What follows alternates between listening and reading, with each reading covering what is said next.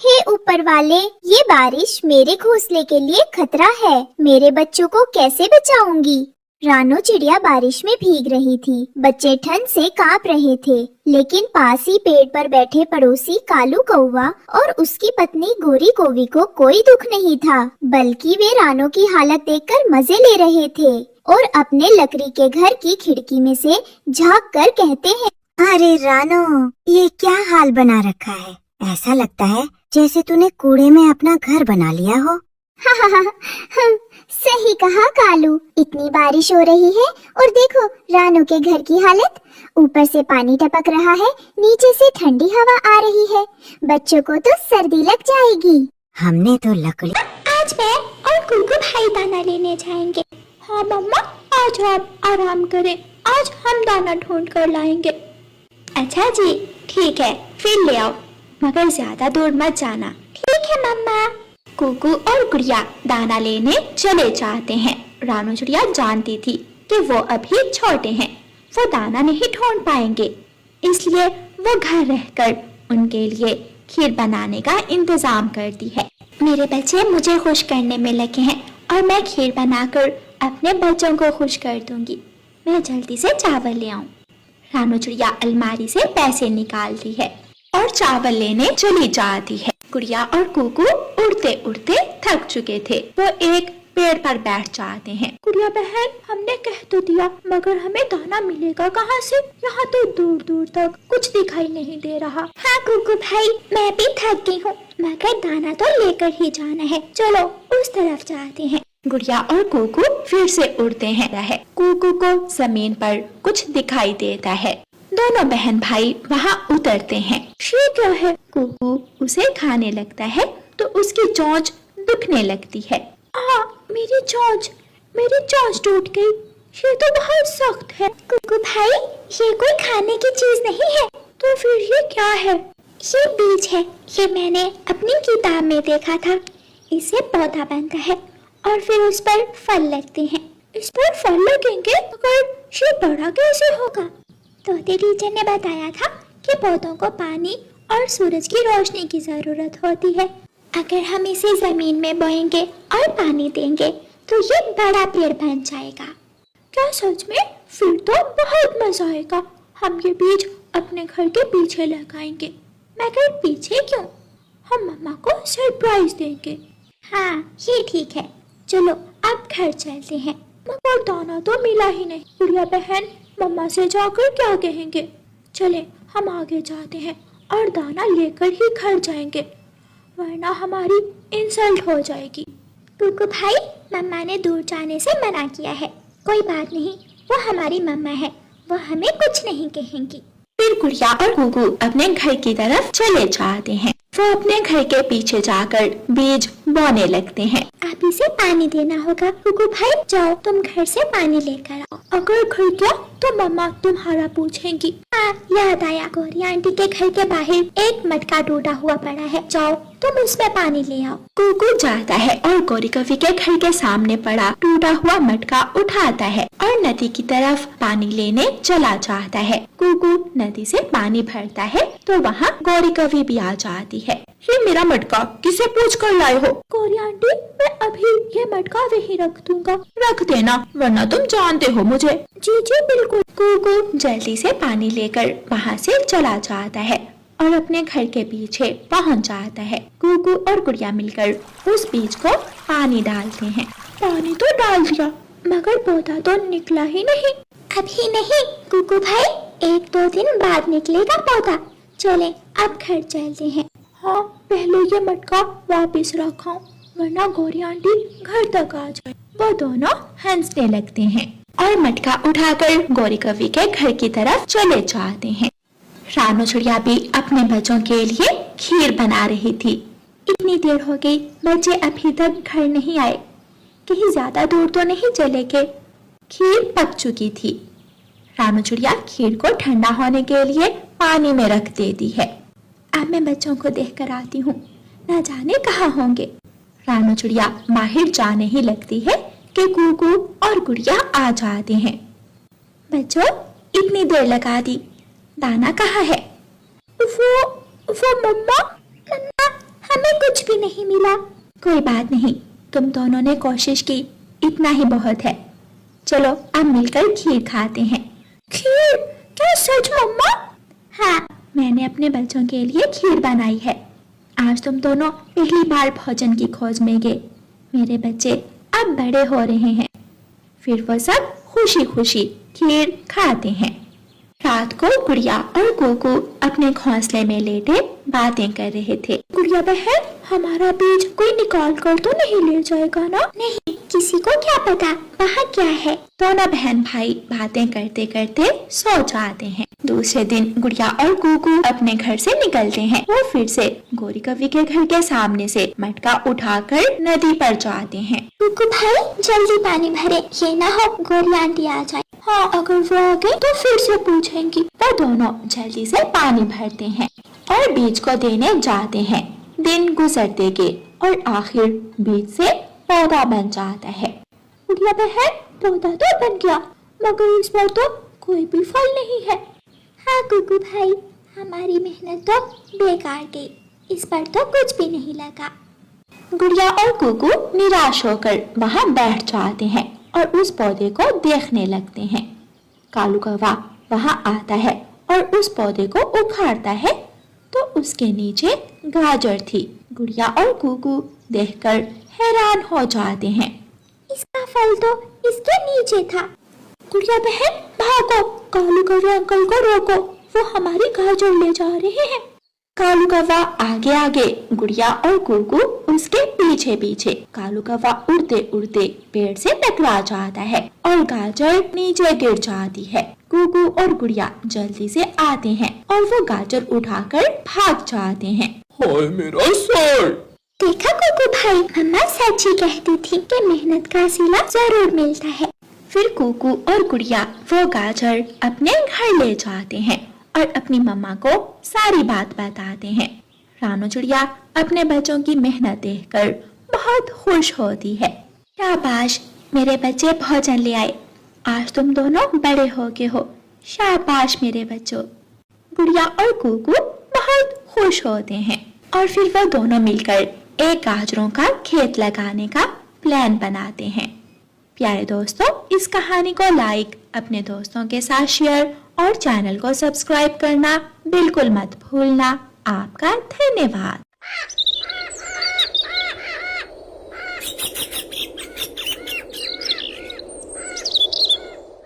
गर्मियों की छुट्टियां खत्म हो चुकी थी। जंगल में ऐलान होता है, सुनो सुनो सुनो, स्कूल की तरफ से ऐलान सुनो। सुबह सब बच्चे स्कूल जाएंगे, छुट्टियां खत्म हो चुकी हैं, सब बच्चे स्कूल जाएंगे।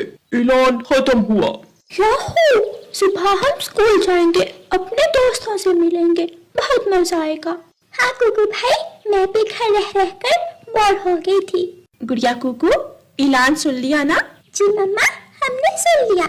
जहाँ गुड़िया और गोगू ऐलान सुनकर खुश हो रहे थे, वही जग्गू उदास हो गया था। मैंने तो काम भी मुकम्मल नहीं किया, टीचर बहुत मारेगी, मुझे कुछ करना होगा, मैं क्या करूं? जग्गू उड़ता है और उल्लू के पास जाता है। चाचा उल्लू, आपको भी पढ़ना पसंद नहीं था तो आप पढ़ाई से कैसे बचते थे? बस मैं हर बार कोई नया प्लान बनाता था। कभी कभी तो मैं अपना बैग ही उठाकर झाड़ियों में छुपा दिया करता था। हाँ, ये आइडिया तो बहुत अच्छा है। मैं भी अपना बैग झाड़ियों में फेंक दूंगा, ना बैग होगा ना स्कूल जाना पड़ेगा।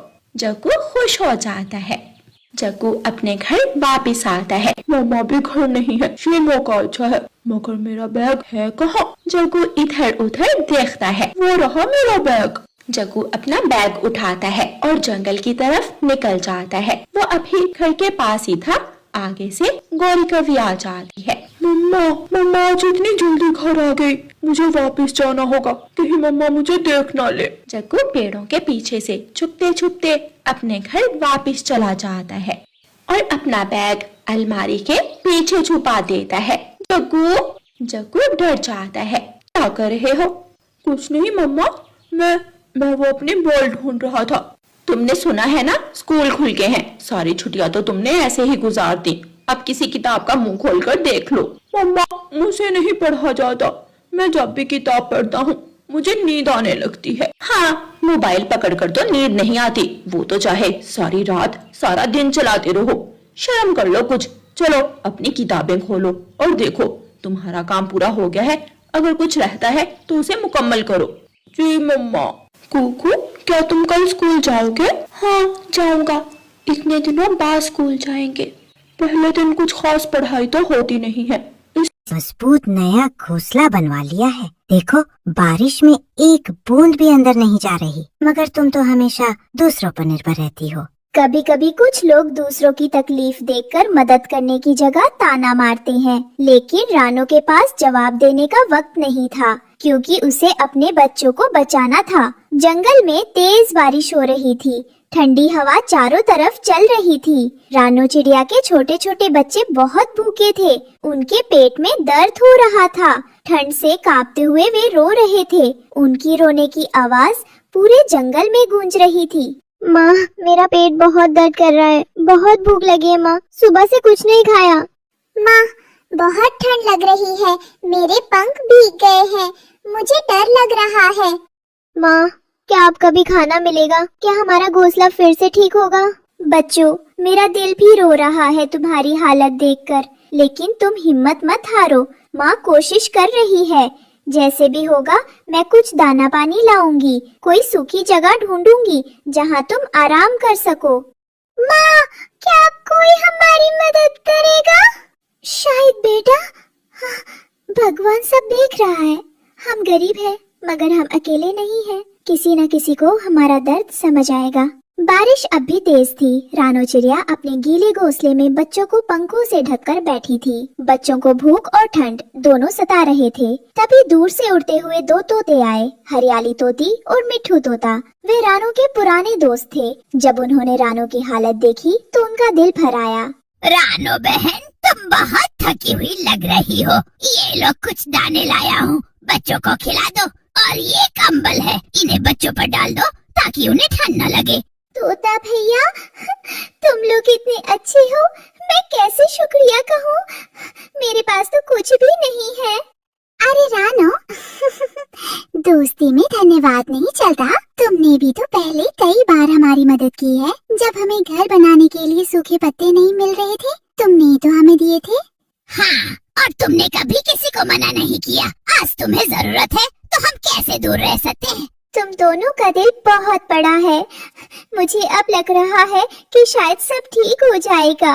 बारिश अब रुक चुकी थी। रानो चिड़िया को तोता और तोती की मदद मिल गई थी। अब उसके बच्चों ने खाना खा लिया था और कंबल से ढककर सो गए थे। पास के पेड़ पर बैठे कालू कौवा और गोरी कोवी ये सब देख रहे थे। उनकी आंखों में जलन थी। देखो जरा, ये गरीब रानो अब हीरो बन रही है जंगल में। सब इसकी मदद कर रहे हैं। ये तो हमारे लिए शर्म की बात हो गई। हाँ, पहले तो इसे कोई नहीं पूछता था। अब देखो कैसे सब इसे ताना पानी देकर इसके साथ खड़े हो रहे हैं। हमारा मजाक बन जाएगा अगर ये ऐसे ही सबकी दुलारी बनती रही। हमें कुछ करना होगा, ऐसा कि ये दोबारा सबसे मदद मांगने लायक भी ना रहे। क्यों ना हम जंगल में सबके सामने रानो की बुराई फैलाएं? बहुत सही कहा। और अगर मौका मिले तो इसके घोंसले में कोई गड़बड़ कर देते हैं, ताकि सबको लगे कि ये झूठ बोल रही थी। तब कोई भी मदद नहीं करेगा।